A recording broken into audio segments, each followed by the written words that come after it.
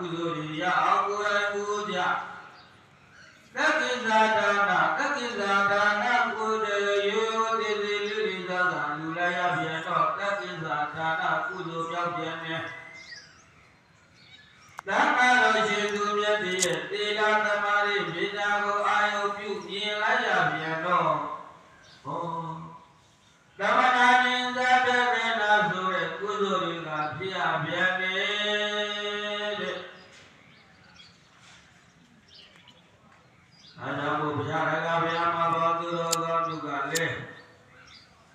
နေ့နေ့နေ့တိုင်းယူနေကြလူနေကြတို့ဖရာဝတော်ဒီမှာသာရရဇာတိတေလောင်းမယ်လူမဲ့ပူဇော်မယ်ဆိုရင်ဖြင့်ရှင်မေတိတော်ကြရာမြတ်စွာဘုရားရဲ့ဓမ္မယုံပြီးပါလူခန္ဓာနာဖွင့်လို့နိဗ္ဗာန်ကများဖွင့်လို့ထားပါလေဆိုတဲ့ကြောင့်ယခုတပတ်အာသောကရဲ့ဒီဘုရားမကြီးမိခင်ကြီးတော်ကြီးနိအာကြီးလူပြီးတော့ဘုရားတိုင်းသာ